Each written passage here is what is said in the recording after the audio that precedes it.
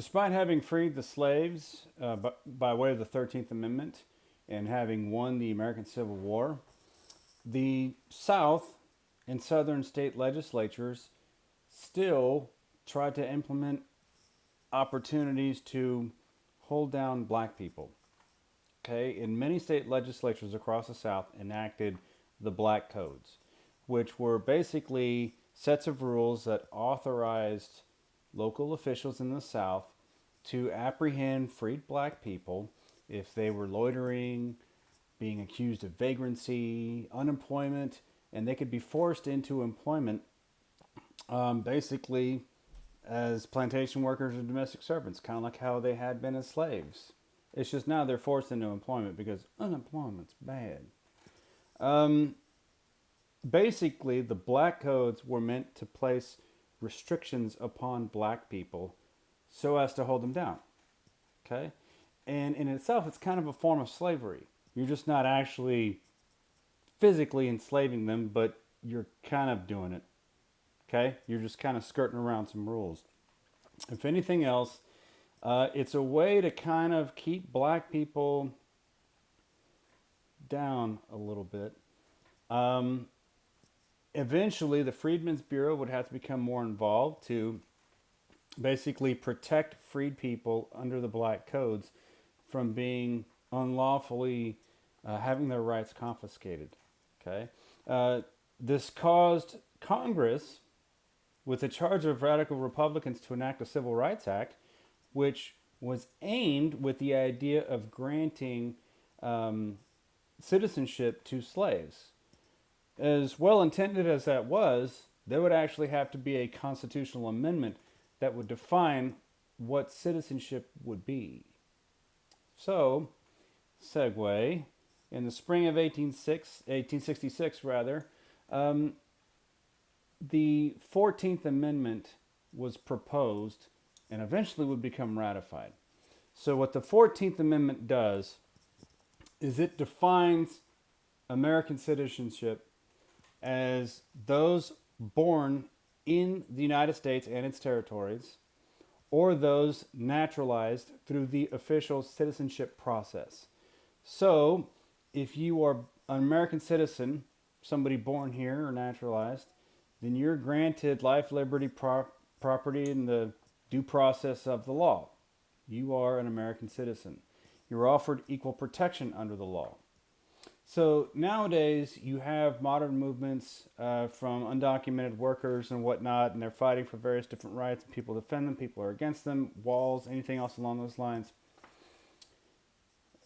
Various different paths to citizenship occur differently.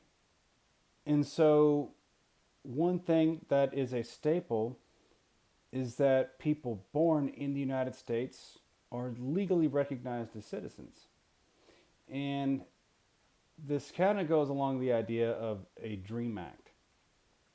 How do you define citizenship? What if somebody was brought here to the country, illegally or otherwise, when they were young, and yet they've gone through American school systems and they've perhaps excelled and they've done well and they could be solid contributors to our economy and our society?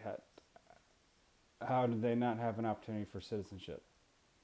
Something perhaps has to be done about that, but otherwise, though, people who are born here have other different questions.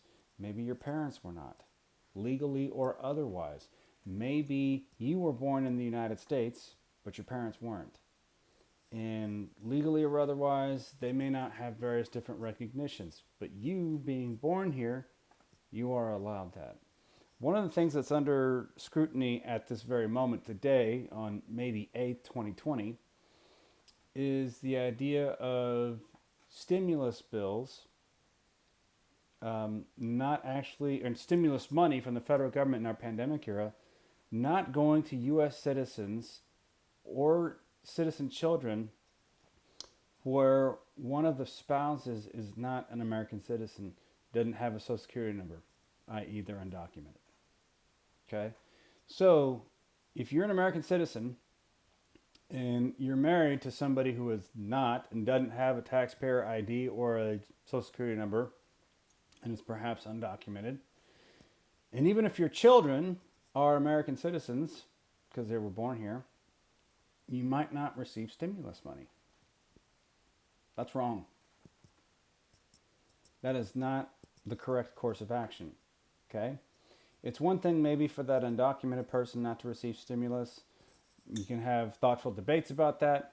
But for an American citizen not to be granted due process, in this case, money from the federal government that is going to all other eligible United States citizens, that's not right. So from that perspective, this is what it was designed to do, and there are still various different struggles within that to this day.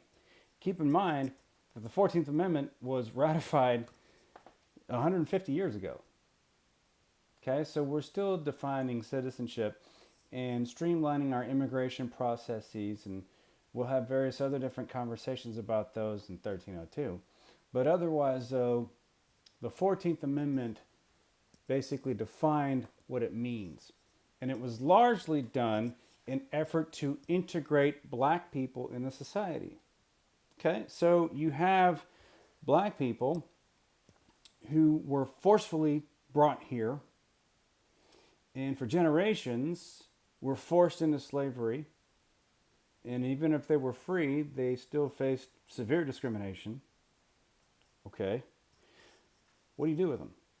Because previously in American history, especially in our post-revolutionary era, for the formulation of our government, slaves were to be counted as 3/5 of a person for representation purposes. You're a human being and you're 3/5 of a person. Congratulations. Okay?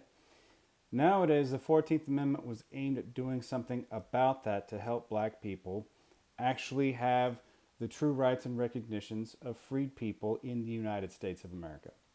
Okay? So it's an attempt by the radicals to allow all the privileges and immunities allowed to U.S. citizens now formally unto black people. It's about time for that, right? Okay.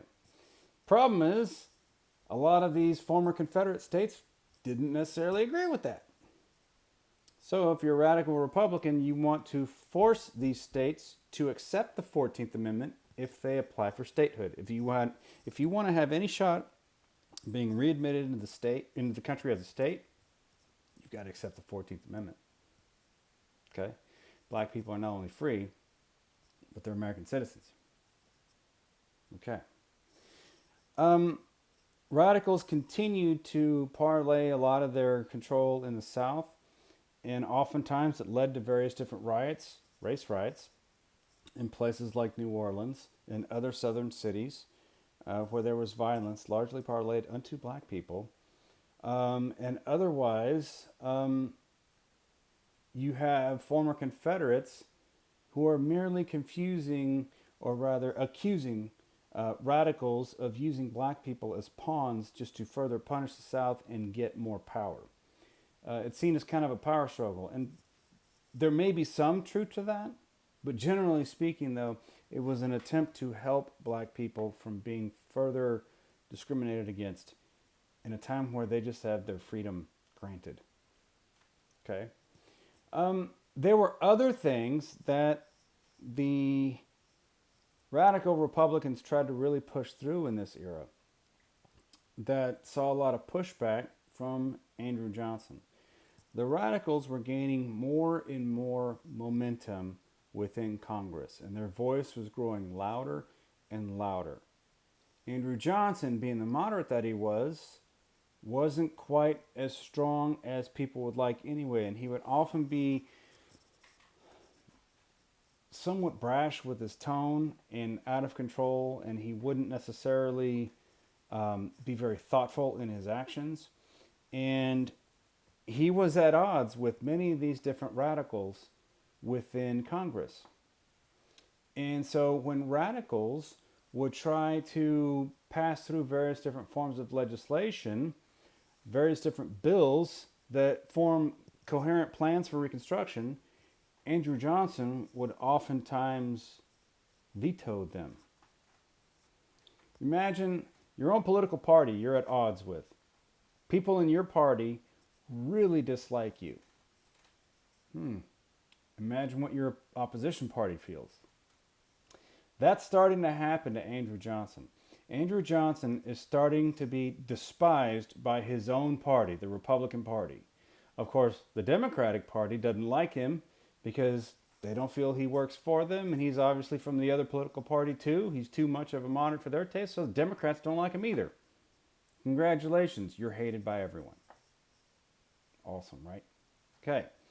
So, radical Republicans have this idea that they want to pass through the idea of advancing freed black people's rights. So one of the ways that they are going to be able to gain more political fervor is to allow black men to vote. So eventually, the ratification of the 15th Amendment would come into play. And the 15th Amendment was drafted to grant suffrage to black men. In other words, with ratification of the 15th Amendment, black men would now be able to vote. Not women, men. Okay? Because women in general, black, white, or otherwise, are not allowed to vote. That comes later. Okay? But black men under the 15th Amendment would be granted suffrage. Okay, so the 14th Amendment defines citizenship in the United States. The 15th Amendment granted black men the right to vote. You'll want to know that for your exam. Wink, wink. Okay? If anything else, if you're watching, you're not taking an exam, then now you know what the 14th and 15th Amendments did. Okay? So, it also prevented the idea of states forbidding black people in their right to vote. So basically, if states try to disenfranchise black voters, that would be against the law as pertaining to the 15th Amendment. Okay? There are other different ways to get around that. And then obviously, of course, there were various different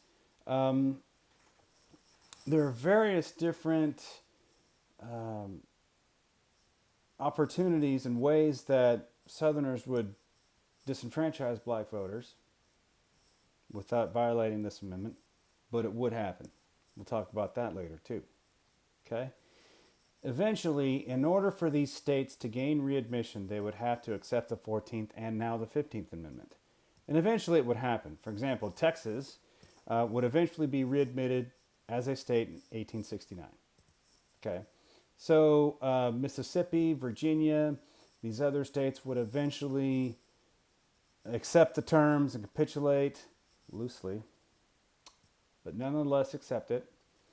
And then ratification of states was completed by 1870. That being said, President Johnson had fought against the radicals in his own party almost every step of the way. He opposed the 15th Amendment. Okay? He opposed some of the other bills that radical Republicans tried to pass through. So obviously, President Johnson was a target of the radicals, and he was not liked. And I mentioned a second ago, he was not liked by his own party. Well, in 1867, Congress tried to do something about that to kind of rein in President Johnson, who had vetoed almost all of their major bills and amendment opportunities. They enacted the Tenure of Office Act, which President Johnson tried to veto, and then he was repudiated. The Tenure of Office Act basically states that the president cannot remove various different government figures and cabinet members without the Senate's approval. And it was largely done because Secretary of War Edwin Stanton had been placed in charge over the 5 military districts before all the states were formally readmitted. Okay? Andrew Johnson wanted to kind of test various different waters, and he had severe disagreements with Edwin Stanton. And he basically fired Edwin Stanton, to which the radicals said, "You just violated the Tenure of Office Act. You need to be removed from office. You need to be impeached." So just a few months ago, we went through various different impeachment movements and things along those lines. Democrats tried to get Donald Trump impeached. Um, Whether he was complicit in working with the Russians or knew about it or whatever, it was never proven. It's kind of a pointless matter in the first place. And whether you like Trump or not, the whole thing was kind of pointless. Wasn't going to get you anywhere. Radicals with Andrew Johnson felt that they truly had something that had more support. The problem is, in order for the impeachment to actually go through, they would need 2/3 of the Senate to vote in favor of impeachment for violating the Tenure of Office Act. And a vote would actually come down in 1868 to where you would have a vote in the Senate to impeach Johnson, and they would need a 36-18 vote. There were 54 senators at the time. So there would need to be 2/3. 36 of them vote yes. 35 of them did. So there was one vote short of an impeachment of Andrew Johnson. So Andrew Johnson remained president throughout the remainder of his term. But for that time, he was effectively ineffective, if that makes sense. Okay, so he was kind of a lame duck president for the latter year and a half or 2 years of his presidency. So after the radical Republicans lost that impeachment effort, they kind of dropped the whole effort. Okay, let's move on to something else. But otherwise, though, Andrew Johnson's presidency is marked with opposition, opposition within his own party, opposition from the opposing party, tirades and outbursts, temper tantrums, weakness, indecisiveness, and a failed impeachment, but otherwise you get the picture.